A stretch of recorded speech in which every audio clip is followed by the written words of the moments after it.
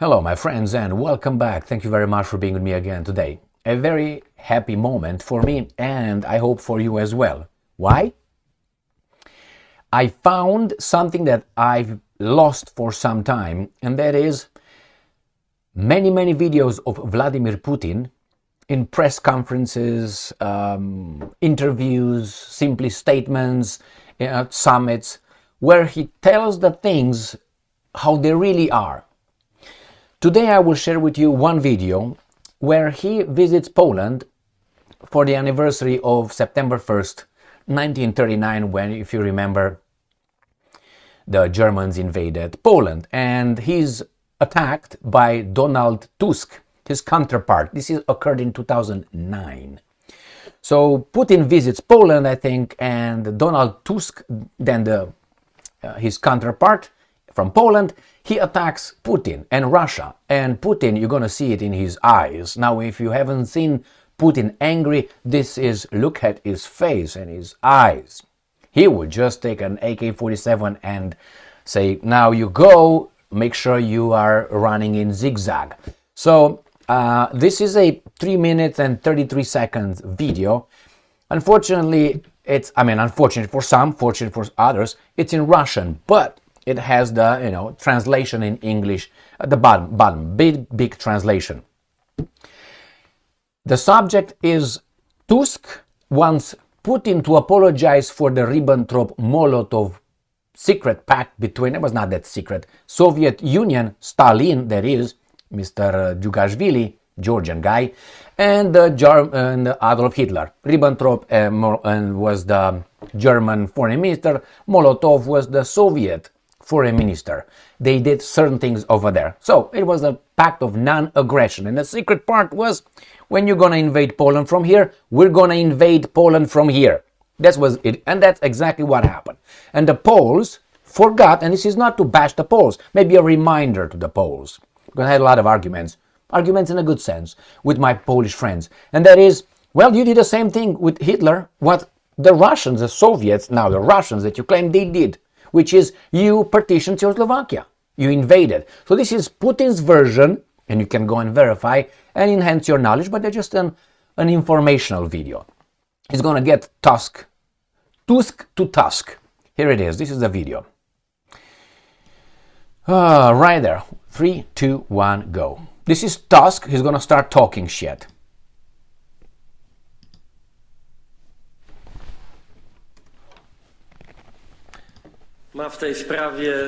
Моя позиция здесь однозначна. Пакт Молотова-Риббентропа, и это не должно вызывать удивления в России, так или иначе привел к нападению на Польшу. 1 сентября Польша была атакована Германией, а через 2 недели с востока войсками сталинской России. Хочу обратить внимание наших уважаемых коллег на то, что пакт Молотова-Риббентропа был последним документом европейской державы Советского Союза с гитлеровской Германией.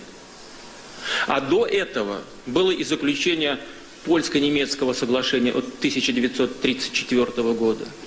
До этого были двусторонние договоры о ненападении, практически такие же, как пакт Молотова-Риббентропа, на двухсторонней основе с ведущими европейскими державами.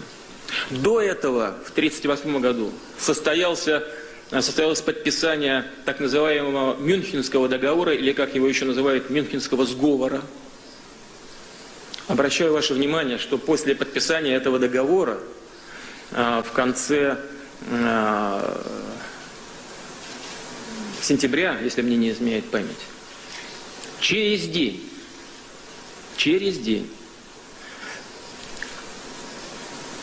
польское тогдашнее правительство предъявило ультиматум Чехословакии и ввела свои войска в один день вместе с вермахтом на территорию Чехословакии, оккупировав 2 области Чехословакии. Я сейчас не даю никаких оценок.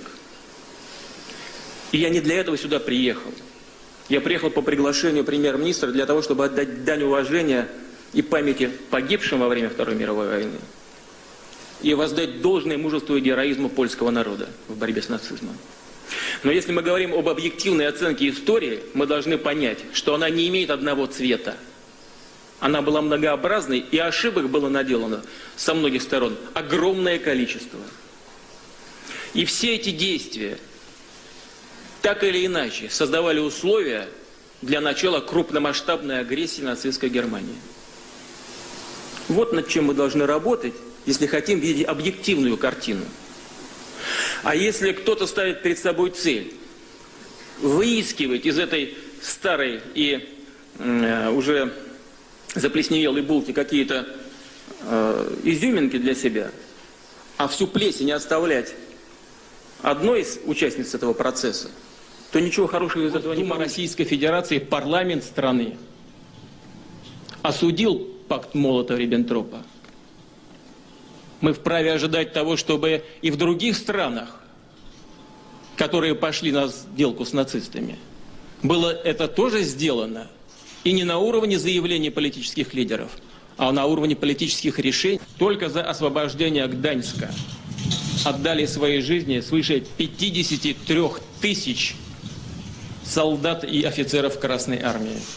В польской земле лежит 600 тысяч моих соотечественников, которые приближали победу над нацизмом. 600 тысяч. А всего из 55 миллионов павших во время Второй мировой войны более половины это граждане СССР. What do you think? Вдумайтесь. What do you think? So, this is, I think, a valid argument coming from the Russian president, and that is, you can't just pick and choose whatever you want, this and that. You have to obviously do it right, which is get the information, get the historical facts, and run with it. I'm not here to bash the Poles, but it's sad when you hear certain leaders claiming, infallibility of their country, of nations. They never did anything wrong. Everybody did something to them. It's only one nation on this planet who claims that, has been claiming for that nation for more than 2,000, 3,000 years. They think they go further than that, okay? And you know who I'm talking about. It was the guy over there standing up to take a picture. You saw him. So those. But other than that, nobody claims that.